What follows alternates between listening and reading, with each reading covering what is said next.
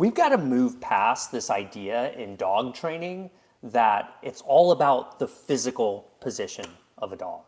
That's what we've got to stop thinking of dog training as. That is so true. It's the physical position, like are they in a tight heel or are they in a sit or a down stay, regardless of what's going on up here, is not dog training.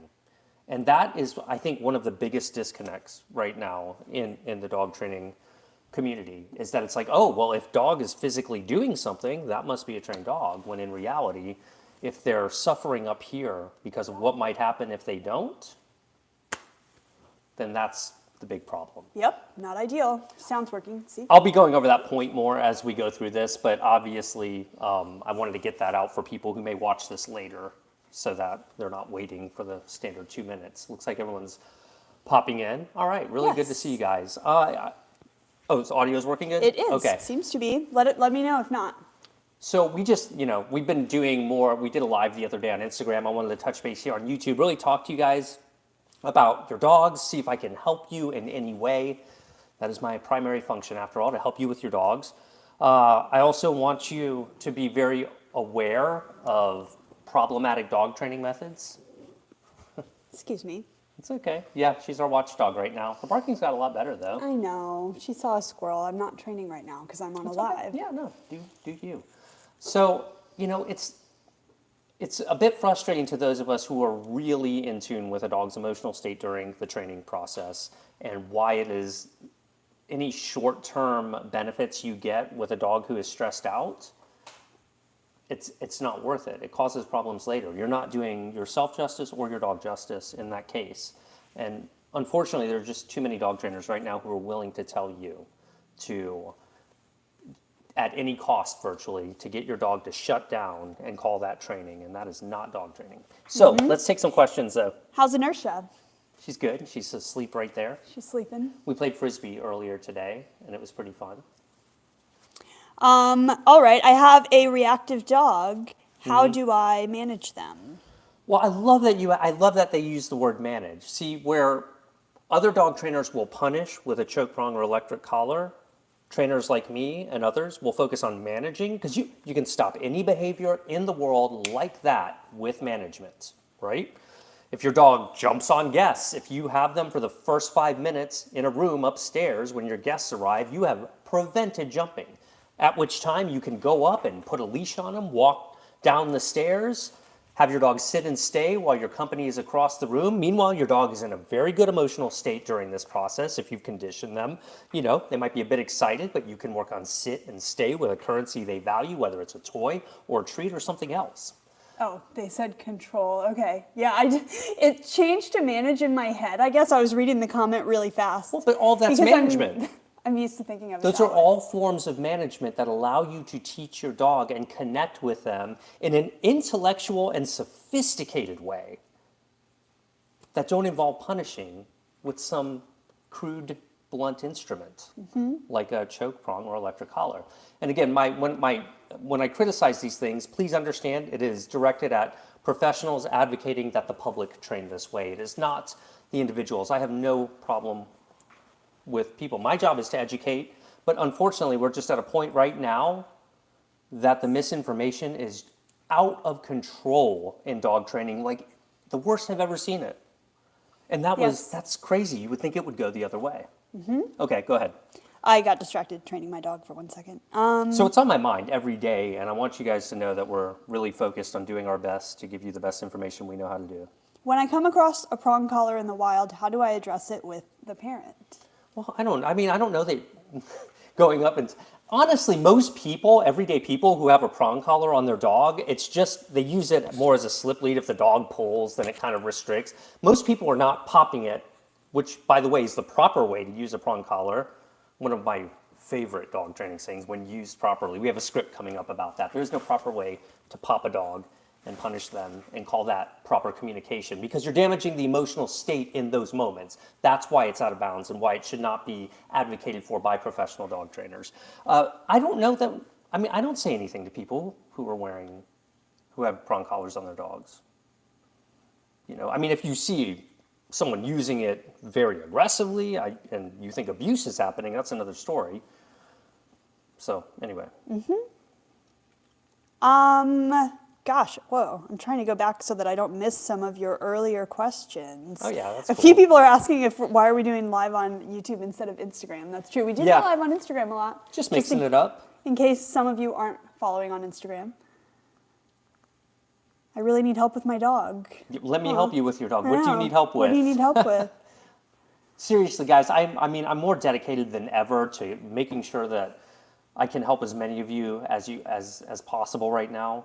Because quite frankly, if you go on YouTube and you search for dog training, it'll be page 2 before you get to a positive dog trainer. You might get a couple of my videos, but like that's the barrier, right? Have you noticed that? Yes, I have. You want another question? Yeah, sure. What should I do if I have to keep my dog at home while I'm at school and no one can watch after him during that time? Oh, what do you do when you leave your dog alone? Yeah, Or go to yeah. school? So while they go to school. So what I do, like if you have to leave your dog alone for hours, one thing, my protocol basically is get up an hour earlier. If this is assuming I have an active dog, maybe your dog doesn't require what I'm about to say, but get up 20 minutes earlier, whatever, to make sure that you allow for time to give them adequate exercise and give them some quality time to start off their day and try to deplete their battery a And little why? bit. We do that because we want them to not feel anxious. Again, do you see how we're considering the dog's emotional state at every aspect of our training advice here? If your dog is exercised and fulfilled internally, they're likely to not be in a stressful, frantic, excited state of mind, which may manifest with things such as chewing up your furniture or other destructive behavior, hurting themselves by trying to get out of a crate, whatever the case may be. That is why we want to exercise many dogs before leaving them alone for extended periods of time so that they feel properly and don't feel the need to dispense of excess energy in the form of unwanted barking. Yeah, this is a related question. Okay. What should we do with a hyperactive dog? And you guys, you don't have to do super chats for us either. We don't, although it's super Yeah, nice. yeah, that's nice. You guys please don't feel obligated. We're happy to answer your questions for free as well, but thank you so much. I'm not trying to make money with this chat. What should we do with a hyperactive dog? Any reinforcement training fails in most situations. It seems to be a cat in a dog's body. Just hyperactive. Hyperactive, yeah. And so they say their reinforcement tends to fail in most situations because their dog is excited. Oh, right. That's what we call being over threshold. That's normal. And I think this is one of the biggest problems that people have when accepting a lifestyle choice of reinforcing good behaviors and managing our dog's emotional well-being, is really keeping all that in focus. Sorry, I lost my train of thought because I was thinking about That's okay. Reinforcement training fails in most situations with my hyperactive dog. What should I do? Well, you manage them, number one. Try to avoid having them over threshold. A moment ago, we talked about bringing down a presumably excited dog who is likely to jump on guests. And we talked about how to manage them in that situation. You could have them on leash and you can keep them away from their trigger and focus on reinforcing when they're under threshold. But obviously, exercise early in the day offsets a tremendous amount of that excess energy. And that's what most people are missing with really excited dogs. So distance from the triggers, right? Yeah. And exercise, like you said, and Yeah. time and practice. Time and practice, normalizing the event so that the only time they see a person isn't when you have company come over, taking them out and doing screensaver training. That means dedicating a couple of hours a week at minimum to going out there, showing your dog the world, just chilling and observing it. That goes a long way. That's how we desensitize our dogs to the world and normalize things so they don't feel the need to become reactive. Some dogs are tougher than others, I'm not going to lie. But it should always be a red flag to you when you're training your dog if a trainer is telling you that you need to quell the behavior through some type of physical force, whether that be a choke chain, a prong collar, or an electric collar. Because what's evident about trainers like that, who are abundant on YouTube, is that they do not know how to train without physical punishment. Presumably, I give them the benefit of the doubt by saying that. Surely if they knew how to eliminate it from their training, they would use positive reinforcement. But usually what they say is, that's not working, I'm going to punishment. And that is where the mistake happens. What you do instead is you break that problem down into 5 or 10 smaller steps that are more achievable for your dog. And when you go, if you can just swallow your pride and take a step back and break those into smaller steps, you'll climb right up that ladder super quick because every step is easy relative to the step before. Does that make sense? Makes sense to me. Yeah. What does it mean when a dog's back hair stands up? Should I worry? That's called piloerection. That's where their hair stands up. And I mean, it seems to me that a dog is unsure when they do that. That's the best way I interpret it, but I can't know what the dog is thinking, and nobody else can either. So, but it seems to be correlated with a dog feeling unsure, surprised, and things like that. And let it play out. If you can diffuse the situation, it's probably better if you don't encourage that hair to stay high. Because what is their emotional state during that time, right? We think that they are feeling a bit unsure about something or surprised by something. So we want to let them process it. And if our prior training, our sit, stay, come when called, and all that is really refined, we can work on calling them away from that situation in order to create distance from the thing that's causing them uneasiness and lower that emotional state to a more normal level. That's where it's invisible to so many. So that's why it's not intuitive for people to look at that first. How many times have you guys heard me say, focus on the relationship with your dog first, and the training takes care of itself? And too often we look at that the other way around. Like, let me get the dog trained, then I can focus on a relationship. So that's how it feels to me. I think so. How am I doing? Great. Okay. Timo says, I watch your inertia training playlist matching the age of my puppy, who's now 8 months old. That is so cute. Congratulations. I love that. 8 months can be a tough time for many people. Yeah, that's true. I said cute, but... Keep your expectations realistic when it comes to training your dog. Don't think that you can train them in 2 weeks. If you're really consistent, you can knock potty training out of the house in short order.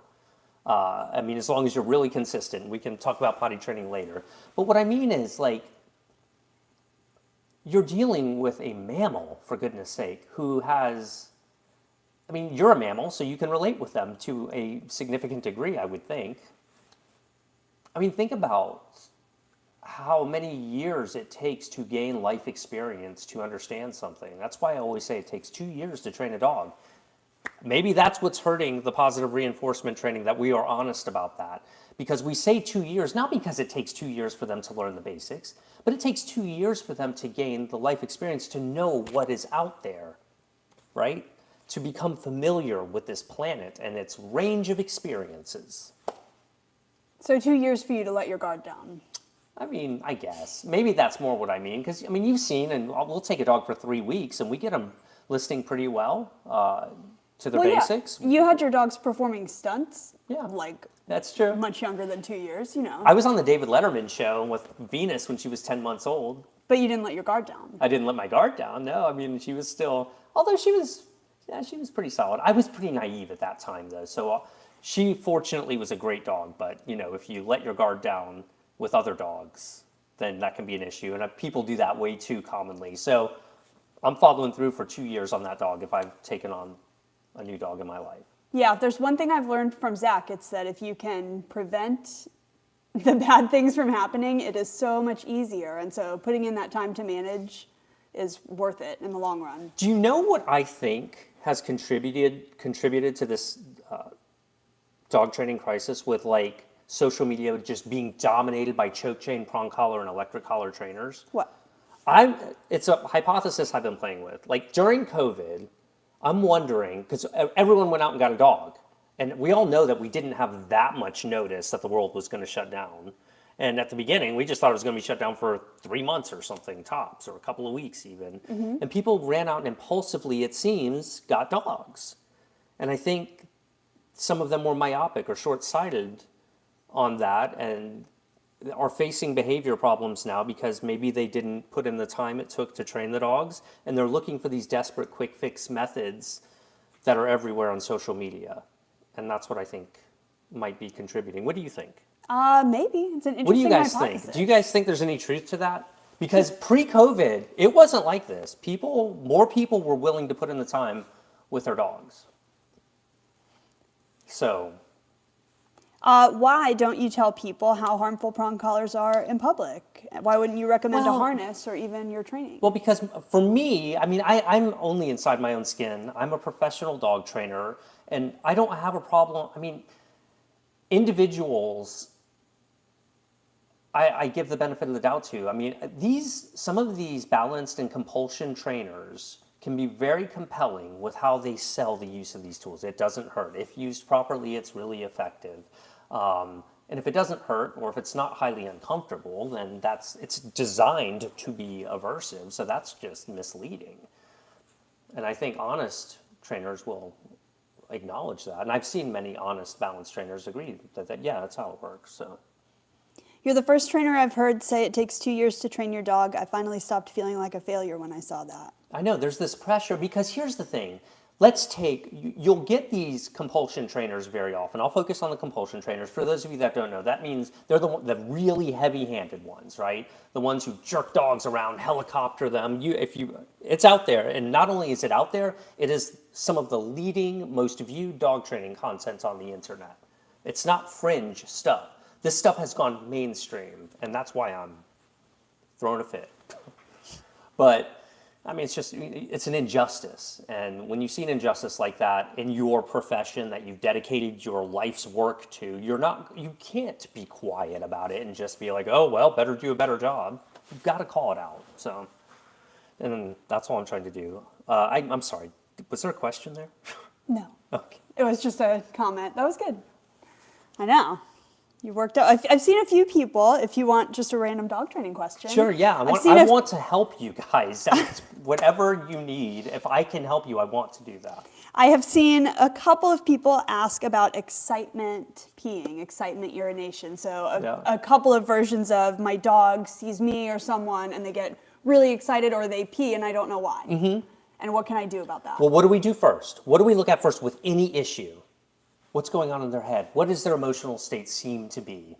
And if you have to put in a little time to learn about dog body language and stuff. But generally, hopefully you can tell if your dog's stressed out or in a happy mindset. But okay, so excitement, urination. They're excited, right? It's most common with younger dogs. Some dogs, it can be a year and a half, or 2 years even. Inertia excitement peed when she was a puppy. And so, yeah, I mean... Veronica, too, for like a minute. Yeah, not She very did it long. like 2 or 3 times ever, So and that was it. It's pretty normal, and it usually goes away. And look, certainly we don't correct it, we don't punish them. It's an involuntary behavior. They're so excited they can't keep their pee in. I mean, we all know what that's like, right? Uh-huh. I'm sure we all know what that's like. So, it's part of having a puppy, I suppose. You can get good at allowing them to be, like if you know you have a guest coming over and they're going to be excited, maybe greet them outside first, let them adapt, because as their excitement level comes down, they're less likely to pee. And see, too often we're looking at the peeing dog is the issue, when the real issue is dog doesn't know how to manage their emotions and doesn't understand these events in context because they're so inexperienced with life. And we have to give them experience with life for them to truly understand.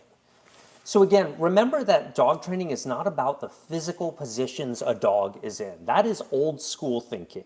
That's the problem, is we are willing to get a dog in a physical position regardless of what's going on up here in their mind and how they feel emotionally.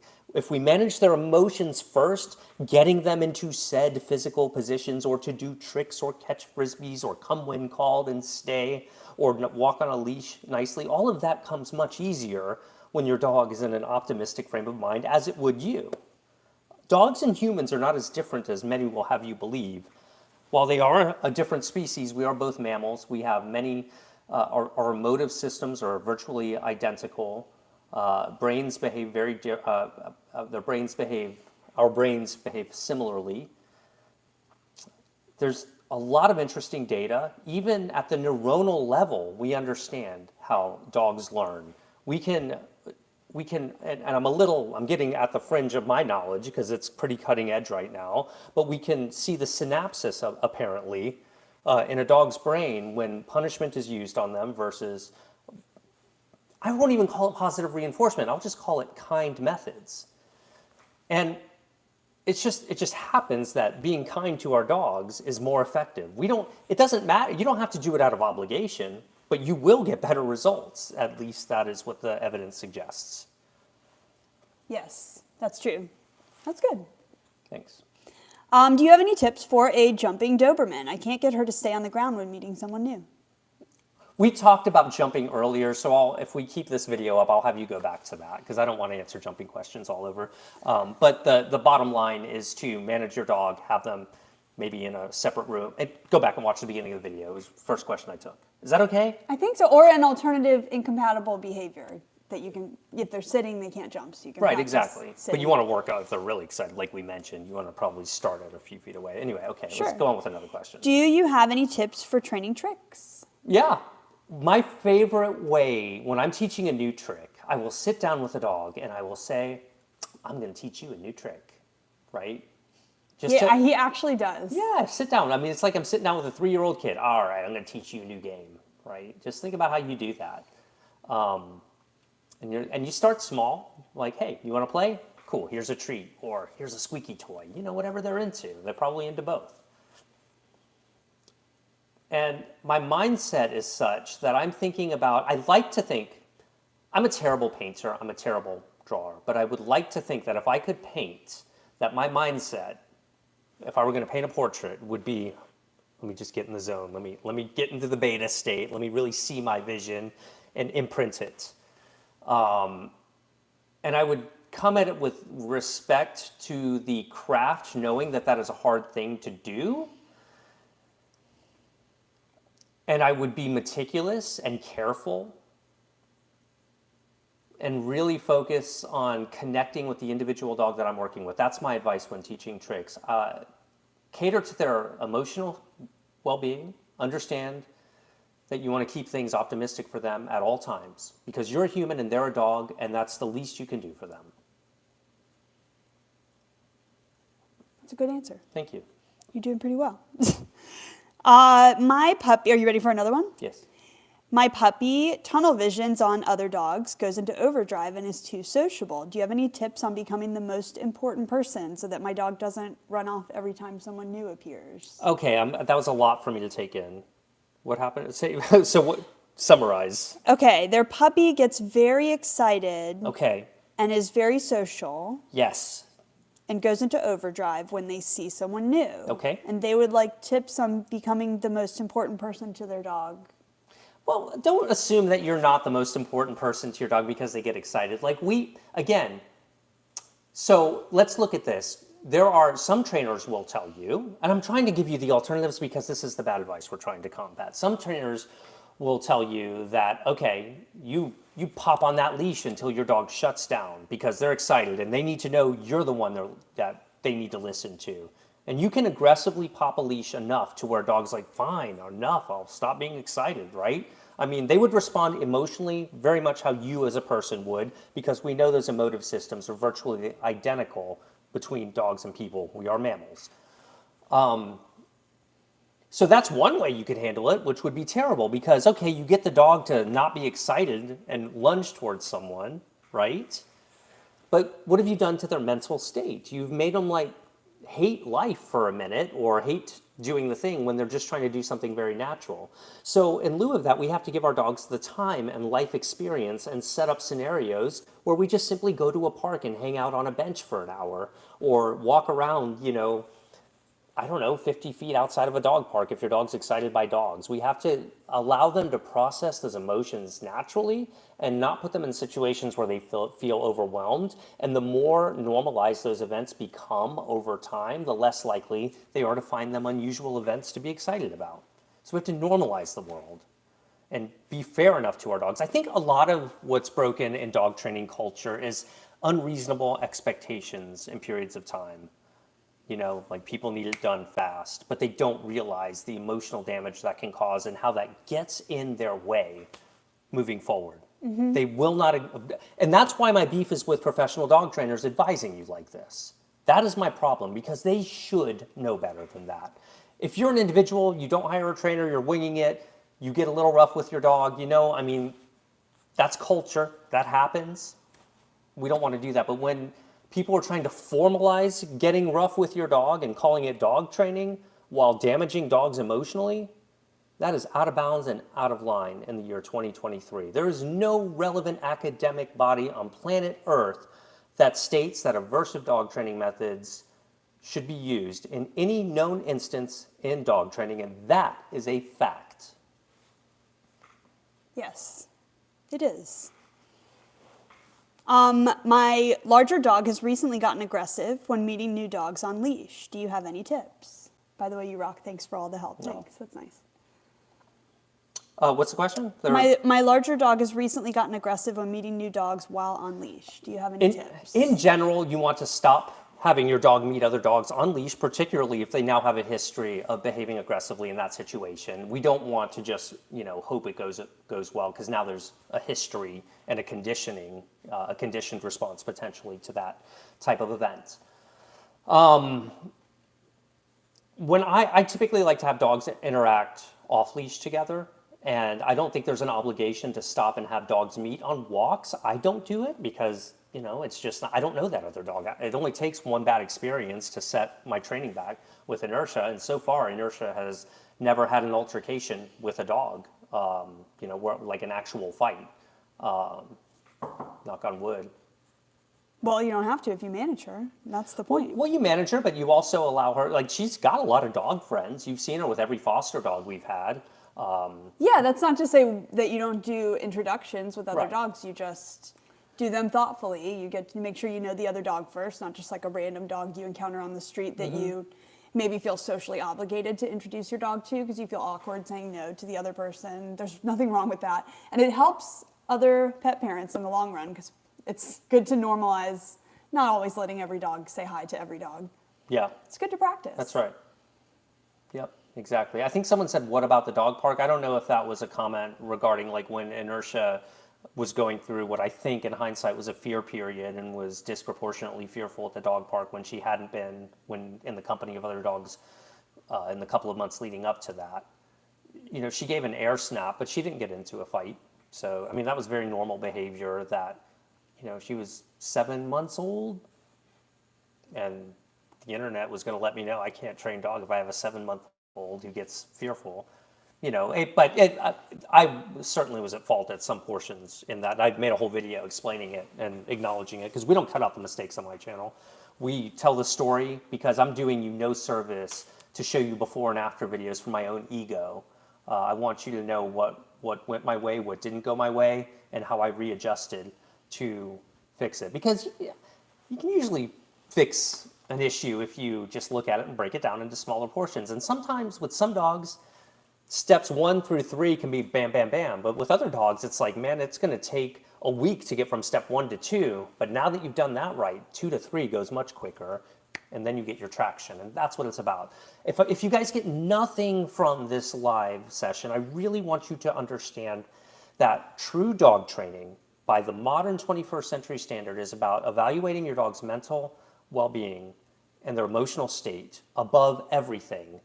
And the physical positions, the superficial part of dog training is secondary to that. But you will find that if you manage their emotional state, that those positions are much easier to get your dog into because you have a language now. You've built a relationship, not based on physical leash pops or electric shock collars. A follow-up question, but avoidance isn't training. Don't you want a balanced dog right. who can cope in any situation? Great question. Avoidance isn't training, it's management, right? That's, again, where balanced, where compulsion and balanced, where aversive dog trainers punish, we manage, okay? That's it. And so if you manage, you're now, what are you doing? You're not escalating the situation. That's the worst thing you want to do with a dog, is escalate their stress level when they're already stressed out about something or overly anxious about something. So we do manage, and then we allow reasonable expectations to work up to allowing that dog to feel comfortable in that situation through desensitizing them, giving them exposure, exercising them regularly, catering to their needs, and not the least of which is making sure they are emotionally happy at all times. Again, that is the least we can do when we have a dog. And we are a person, and if you can't figure out how to make a dog comfortable, or you're unwilling to make a dog comfortable, talking to compulsion and balanced dog trainers here, then you're not helpful for the future of this industry.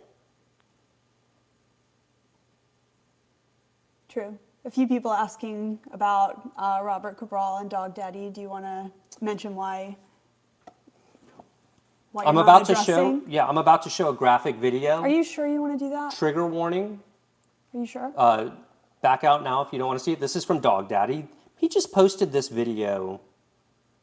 I didn't even have to look hard. It was just his recent post. Okay, this is him working coincidentally with a dog named Zach, I I guess. think it's not a coincidence. But you can see here, he says, oh, this dog's aggressive. Let me immediately seize control of this dog. This is routine from this guy. This is how he communicates with dogs. He is the most problematic dog trainer on social media. This is not how you deal with a fearful dog. This is not how you teach a dog who's behaving aggressively. That is a shutdown dog. He's showing you an after here. He's calling it training because the dog is in a physical position. But look, that dog knows this guy's a psycho and is going to go off on me if I dare do anything. And when you do that to a dog's emotional state and try to pass yourself off as a professional, you're a problem. That's what I have to say about Dog Daddy. He has many legal issues that he's been facing. I mean, you can Google it. He's ripped people off, selling poorly bred puppies. These are the accusations. And so, for context, for those of you who may be like, what the heck is going on? Some people in the comments are asking why Zach is not responding more directly to this guy when he called him out. There you go. I don't platform trainers who, in my opinion, are being abusive to dogs. And I do not say the word abusive lightly. You would go back and watch my videos during this whole thing. Have you heard me use the word abuse? I do not.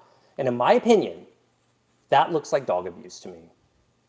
And that is the problem with trainers like that. So I think he is the most problematic dog trainer on YouTube, on social media.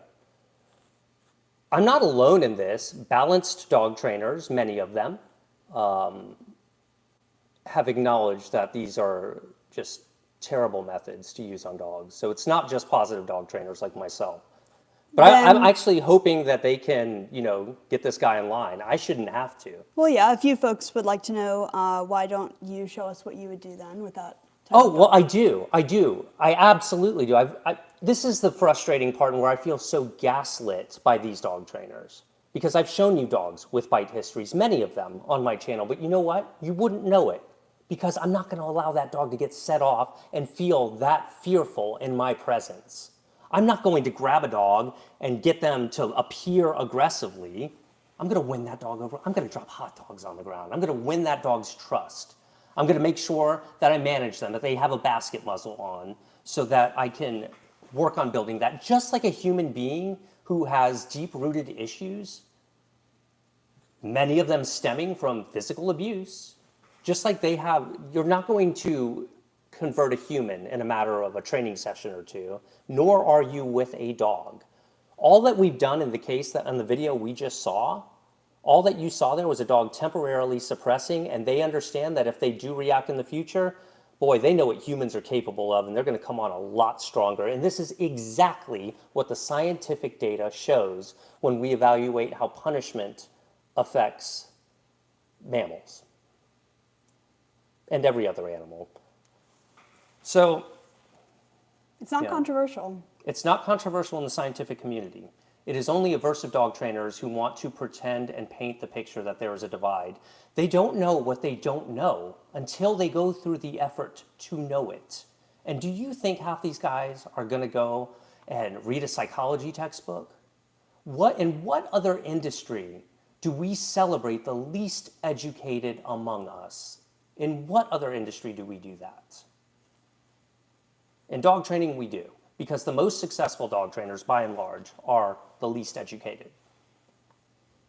And I don't put myself on any pedestal. I am not the best dog trainer in the world. Not even close.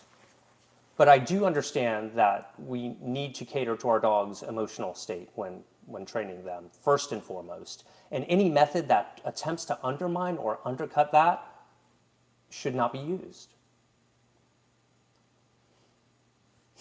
Can we see Veronica? Did you guys see her leg popping up? Is that why? Oh. She's right. Oh, sorry. She's right there, sleeping. I don't know. What do you guys think?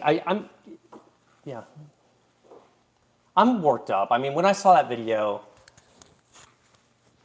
it doesn't matter that it makes me feel bad because I don't want to be accused of appealing to emotion, but it does make me feel bad. Oh, what do you think of behavioral assessments for placement and adoptability in a shelter environment? Wow, there's a lot behind that All of question. that is important. Well, yeah, But yes, we need to. I feel so bad for rescue groups and shelters. And by the way, I know that aversive dog training methods are often used in those settings, and I'm not coming down on shelter workers, people who dedicate their lives to saving dogs' lives and keeping them from, I appreciate that, but I think we can still, just as a community, we can grow and learn alternative methods that's going to make everyone's life easier. These methods are just rooted in old-fashioned techniques when we didn't understand how complex, intelligent, and emotive dogs actually are. why don't you show us what to do in that dog situation that you're chastising the dog daddy for? Because we wouldn't hang a dog on our chain. I did. What I'm saying is I would take that dog in. I would work with them diligently. I would build trust. I would work on giving them systematic desensitizing. If this was over my head and we were dealing with something that was beyond just uneasiness or whatever you want to describe it as, we would look at going to a veterinary behaviorist or a behaviorist, and someone who really has a deep understanding. Yes, medication should be considered. Balance trainers want to come down on medication, but they would rather use, compulsion trainers, I'll say, they would rather use a choke chain or a prong collar or a shock collar than give their dog medication that might help them so that they can further make progress on the behavioral issues. So, the stigma behind medication is disappointing, especially when they'll be like, oh, you're just going to drug your dog. Like, they're not tranquilizers. I think that's what people think or something that, Anyway. So, well, again, you say, so get a dog like that and show you. I had Delta on, and I shared that on social media. And I had Moira, who had a bite history. I did a 3-week series with her. So don't tell me I don't show you. You won't accept it unless you see a dog lashing out. But what you don't understand, and what the public doesn't understand, is that good dog trainers know how to keep a dog below threshold so that they can keep that emotional state in a good place for which you can make progress. You're not going to make progress with a dog who is in amygdala hijack. That's when we see them in a complete panic, right? So you're just not going to make progress in those cases. That is not how you train a dog. And it's unfortunate. I'm not coming down on anyone's character so much as I'm saying it's the methods that are they're making it through the public, and the public doesn't seem in a lot of cases to understand how short-sighted these approaches are. I'm glad you guys like the Moira series. I enjoyed making the Moira series. She was amazing. Where did it go? Oh, my dog is, do you want just a regular question for a minute to take a breather? Look, I'm happy to. Part of the purpose of this live was, I do a lot of market research because it's my business. I've got to understand, content creation and everything. And I'm just astonished at the tidal wave of problematic dog training methods being so easily accessible. So that's really front of mind in everything that I'm approaching right now, because I don't know what to do about it. I'm one of the leaders. I mean, I don't like saying that word. I'm just a person who has a lot of followers in this industry, which means I feel some sense of responsibility to be like, there's a problem here, pay attention to this. And instead what you'll see is people who use compulsion training methods try to make it about me. I'm just relaying what the scientific consensus is on this matter. It's so interesting to watch Zach say aversive punishments aren't necessary in dog training, and then watch the response be like, you personally, Zach, have this or that problem, or you personally, Zach, don't know how to train dogs. Like, okay, but that's not what I said. Aversive punishments aren't necessary in dog training. All I have ever said is, according to every relevant academic body to our industry, like the American Veterinary Society of Animal Behavior or the American College of Veterinary Behaviorists, along with 24 other international organizations who have relevance to dog training, have unanimously stated that aversives are unnecessary in dog training and should not be used. The dog training industry has an obligation to look at these leading academic bodies' position statements on dog training, specifically on dog training, and accept that, because these people, I hate the myth that they aren't in the trenches working with some of the toughest dogs out there, and they take off the table choke, prong, and electric collars and other aversive dog training methods. Behaviorists who deal with some of the most challenging cases. Mm-hmm. So that is a straw man, if that is your answer to that. Can I give a personal opinion really quick? Yeah. I think the phrase "stay in your lane" is a big red flag. Yeah, I know.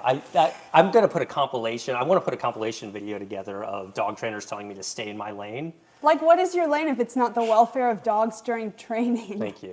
I mean, I'm sorry. The welfare, and that's what people need to understand. If you are the public and you feel confused, some dog trainers are going to consider the dog's emotional and well-being and their welfare first and foremost. And other trainers are going to prioritize the physical position or the quelling of any behavior. And it's not understood how problematic that is by most of the public. And it is highly problematic. Stop being closed-minded and have open discussions with others then. I don't platform aversive dog trainers. I haven't come this far to sit there and pretend like there is a conversation to have. Let the scientists have that conversation and review all of the data they have on dog training, and that's what we're going to go with, because that's what any reasonable industry does. In what other industry does it make sense to ignore relevant academic bodies' position statements? What about law? Should they ignore, basic practices? Should it be legal to discriminate against people just because some people think that's more effective? I mean, it's a joke. In any other industry, we don't ignore the most relevant academic bodies' position statements on dog training. Randall says there are studies that counter our opinions. I just have two quick things to say about that. You can handle it. Yeah, I'll be right back. Just that we are, although, I mean, sure, we have opinions on this, but we're relaying the results of studies to the best of our ability. We're doing our best to be unbiased and to give you guys just the truth of what's going on so far in the world of animal behavior. If you honestly have studies that you think that we haven't seen, I would really like for you to share them with me. You could do that on Instagram. My Instagram is Brie Justine. It's going to be easier for you to get through to me than Zach because he gets a lot of messages, and I would really appreciate that. Like, seriously, if you think that there is some science that I'm not aware of, because we spend many hours a day reading and researching and doing our best to make sure that we are delivering you with the very best information that we can. Zach's gone.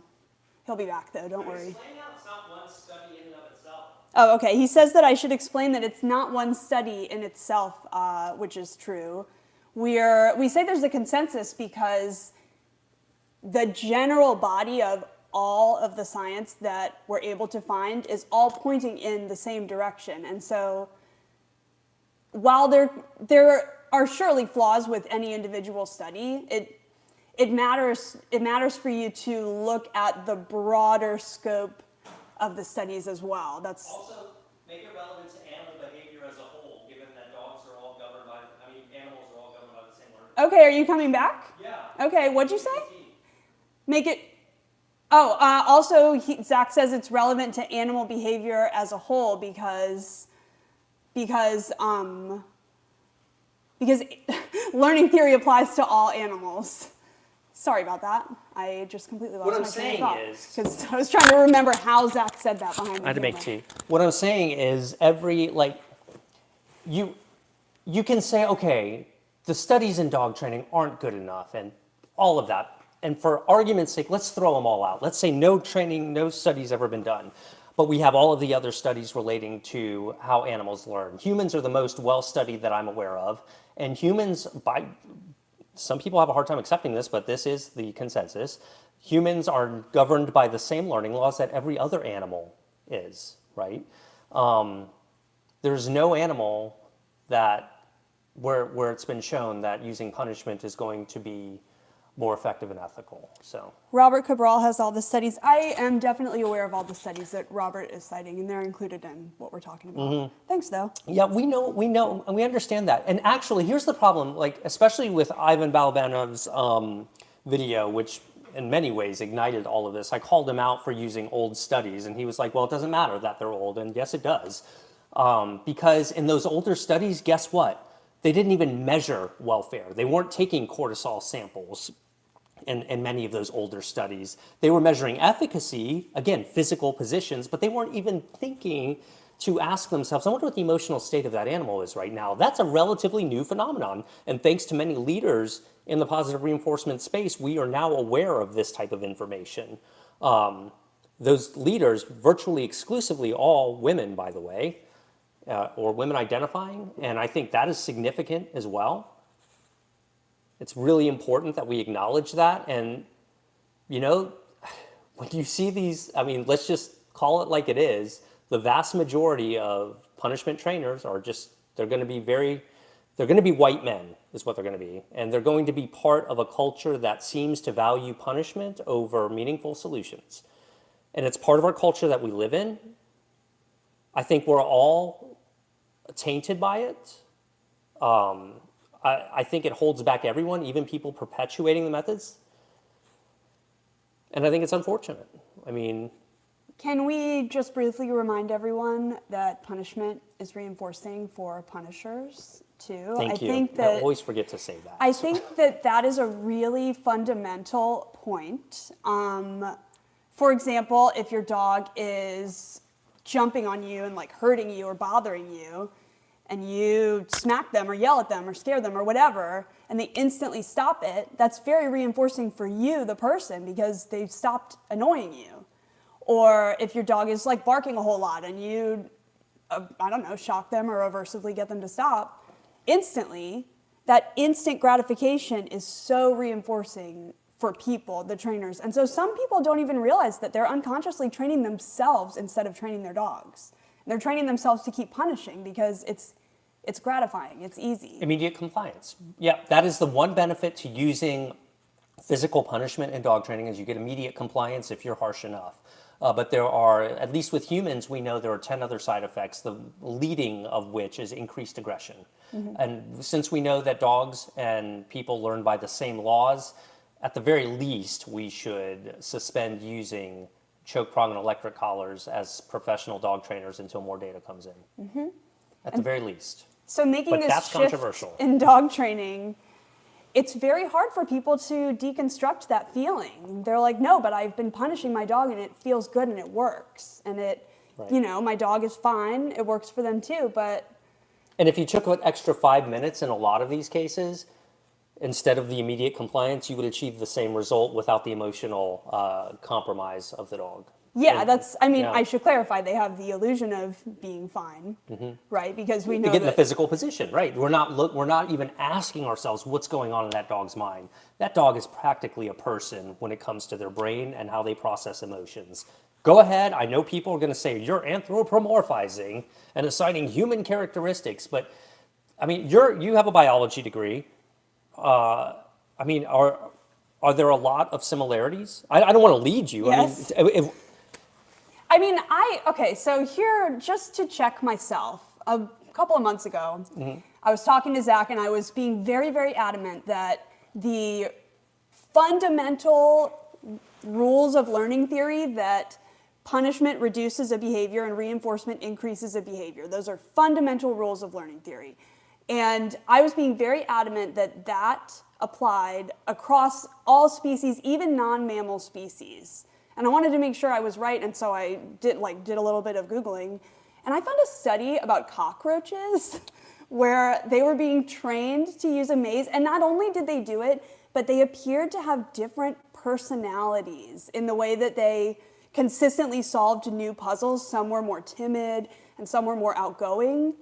I mean, I had to stop reading because yeah. I'm not ready to not be able to smash a cockroach, but it's out there. Cockroaches are tomorrow's dogs. I'm not going there. I mean, maybe. Yeah, we could go very far with this. But the point being, dogs are more similar to us than many people realize, and we all learn in the same ways, and it's really important to keep welfare in mind. Yeah, and in the case of mammals, we emote in similar ways as well. I don't know if that's the right word to use. I'm not a scientist. I'm just a science enthusiast who is determined to make sure that I can communicate what the state of the art is in dog training, because it is not using choke prong and electric collars. That much is completely true. You will not find a veterinary behavior institution on planet Earth or any academic body that will support these methods. They are outdated. They are damaging, and they compromise the long-term welfare and short-term welfare of dogs. Can I give you a couple of regular training questions? Yes, ma'am. Is it normal for my 9-week-old puppy to pee every 10 minutes? He lasts for up to 3 hours while he's asleep. What can I do to extend his time between potty breaks? Yeah, I mean, obviously, if you think there's a medical thing there, or, because that can be common with puppies, I think, you can always go to your vet. But 9-week-old puppies are leaky water balloons. So yeah, they kind of like pee whenever they feel like it, not necessarily when they have to, I guess. So the bottom line is, okay, if you've literally measured the time, and I recommend those of you who want to be extra, go above and beyond, have that timer going between potty breaks. Generally once an hour, though, with a brand new 9-week-old, especially if they're not familiar with your home or haven't been crate trained yet, yeah, take them out every 10 minutes in this case, or less, every 9 minutes, since it's every 10 minutes. And by breaking, see, that's counterintuitive. Some people are like, oh, that's too much work. I'll just punish them and smack them when they do it. Some people recommend that, But what you're communicating there is like, this is where we go. Even if you have to do this for a week straight, every 9 minutes, except for when they're sleeping, which I'm being extreme. I don't think you'll really have to do that. But that'll be enough to give you traction on teaching the dog where you want them to do their business. So take them out often is the simplest answer I can give you. Work on crate training as well, but make sure your dog really enjoys being in the crate and don't have them spend too much time in a crate. If they do have to be in there for extended hours, make sure you give them adequate age-appropriate exercise. We have videos on exactly how to do that. We're truckers with a 3-month-old golden doodle. Congrats. Yeah. What's a healthy balance for training and taking her out and the basics? So just like how much training per day versus the rest of it, I mean, guess. yeah, same rules. If you're trucking and you got that advantage of really socializing your dog and giving them lots of novel experiences to help give them the life experience. Because remember, when we're training our dog, we're looking at their emotional well-being first and foremost. And if we can set them up to process things, their environment, over the first couple of years of their life, then that really primes a dog to be socially accepting of many things throughout their life. But yeah, same rules. I mean, dedicate an hour a day to training if you can. At fuel stops, maybe try and budget an extra 10 minutes here. I mean, ideally, 30 minutes to an hour a day of like formal training if you're really going for it. 20 minutes will probably get the job done, but it all depends what you want. Some people are perfectly content to just have a happy dog who joins them and aren't too concerned with, well, you do need to be concerned with stay and come, especially. Avoid letting your dog off leash out there. It's hard to find controlled environments, I believe, if you're trucking. So make sure you have long leads. Seek out maybe a baseball field where you can, but it's hard for big trucks to get in. I know this because we've been RVing recently. So I've gotten to know truck culture a little bit. I went down a whole YouTube wormhole on it. Rabbit hole, I mean.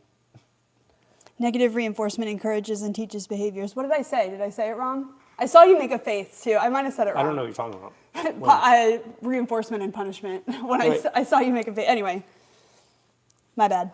Thanks. If I needed correction, thanks. The problem is dog trainers want to live in these 4 quadrants. And like you're not even, if you're just, because the problem with the 4 quadrants is you're measuring behavior and if you've been able to modify it or change it. This is a problem because the 4 quadrants do not address the emotional state of the dog. And that's why you're being too primitive and narrow-minded. You guys say that I am being closed-minded. Trust me, I have heard all of the arguments of using the quadrants. Positive punishment flat out does not consider the dog's emotional well-being during the training process, which is why we should not be using it, given that in all known cases we have alternatives that don't do that. Why are we talking about this in 2023? More importantly, is it the dog trainers advising the public who are the problem, or the public who so willingly accept bad information? And then how do you combat that? How do you teach a population to be scientifically literate? I don't even know if it's exactly that. Okay. I think it's more that the public, by the time someone searches for dog training, it's usually not because their dog is perfect and they want to prevent things from happening. And so they're struggling and they're frustrated. And I think when they see that illusion of compliance, that quick fix, Yep. that dog going from like biting your face to sitting there, I think people are fooled by that and they don't realize what they're seeing. Right. And it's a pretty big hurdle for you to educate the public about that and keep their attention. It's unfortunate, but we did it with humans, well, for the most part.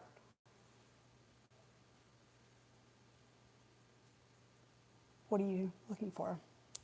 I'm looking at the search. When I type in dog training on YouTube, I mean, you've got one or two of my videos, and then it is virtually, I don't know about you guys, if you've done it, it's virtually exclusive choke prong and electric collar training. This is not, it hasn't been like this in the past. And it's so worrisome. Keep in mind, my audience is mostly American, so I kind of cater to Americans, but I know we have viewers all over the world. But in so many countries, these dog training methods have been banned. They don't even allow you to sell these collars. It's not even controversial because they acknowledge the scientific consensus. Do you think if there wasn't a scientific consensus, they would still be banning them in these countries? I mean, but I know people will say it's politics or people are just, have an agenda or some ideology. And I feel so gaslit when people say that because we are so the opposite. I know that when I'm going to go to my audience and thousands of people are going to hear what I say, I'm going to be caught in lies if I say them, if they're demonstrably untrue. I mean, I try and tear down every argument we make behind the scenes. So does Bree. She has a science degree. She's better at it than I am. And we try and really rip them apart and anticipate those arguments getting torn down. And you realize when you get to a point, well, okay, but if they say that, then what about all this other data that completely acknowledges that, for example, those methods are not considering a dog's emotional state, first and foremost. Yeah, it's very suspicious when people resort to tearing down a single study one by one or name calling or other things. I don't know. I don't know where to go from here. So some people will say, well, science changes, Zach. And you're right. I mean, we know this. This is, and again, of where we are being gaslit. I keep saying this because it's true. No kidding, science changes, just like it did over the past 4 or 5 years when all of these organizations completely changed their position statements from sometimes aversives might be necessary to we know of no known instances that aversives should be used in dog training. That's science changing. So people would believe it then, but they don't want to believe it now because it's inconvenient for whatever reason. I don't know why. Every time I learn something scientifically and realize I was doing something wrong, I'd like to think that I changed the way that I do things. And I don't know why that's so hard for so many people to do. I mean, I remember, for example, years ago, don't hold this against me, I didn't understand climate change. And I was like, well, I agree there's climate change, but how do we know humans are causing it? And this one over here, who understood all of the chemistry and the math and the equations behind it. It's not that complicated. And that's really. what she said. It's not even hard. Took the time to explain to me over about a 6 or 7 hour discussion. This is Which why is we not know. how long it takes, but he was like not going to let it go. Right. Well, no, I was really trying to internalize it and understand it. And then she was more well versed and had a better foundation and convincingly got me to understand, yes, climate change is an issue and it is caused by humans. And just that, like, if I had been just a slightly different type of person, I would have been like, she doesn't know what she's talking about, for even though she's, got a science degree and has studied this topic in depth, I mean, but people are just like, oh, college doesn't know anything. They teach fake math. There's this cognitive dissonance that we get when we hear something that's different than what we've been believing for a while, or that isn't necessarily what we want to hear, like that it's going to take more than 5 minutes to stop your aggressive behaving dog from doing that. I think people just turn it off. They're like, I don't want that to be the answer. I want it done right now. I want it to be easy. The thing is, it's actually easy. You just have to shift your mindset. It is easy, but you have to deconstruct a lot of cultural ideals you hold. Like, I'm the boss, and this animal is beneath me. And, I'm not saying that, people want to take me literally and say that I think dogs should be able to do everything people can. I kind of do, though, actually. They're pretty amazing. But you know what I mean. Like, there's so many embedded underlying causes in our culture that cause us to favor punishment as a solution, and we imprint that on dogs. Why are we punishing innocent dogs? Now, I know people will say, oh, well, what about dogs who want to bite your head off? And even those dogs are just suffering and don't know how to behave contextually, right? So that's the thing. And that's the yard guys are here. I think that's our cue. Guys are here. That's all right. She can do that. Yeah. It just woke. She was having such a deep nap that she just woke up like, what is going on? Yard guy. Yes. I want to reinforce her quiet right now. Oh, well, good thing I have treats in my There hand. you go. All right, one step ahead of me. Yeah. So I think we're going to call it an end here. This has been an hour. I'll see how you guys liked it. I'll see how it goes over. I'll try and save it on my channel so you can go back and watch it. And I'm going to let you do it so I don't accidentally delete it. Okay. Bye, guys. Bye. You're awesome. We appreciate everything. How do I end this? X? I think so.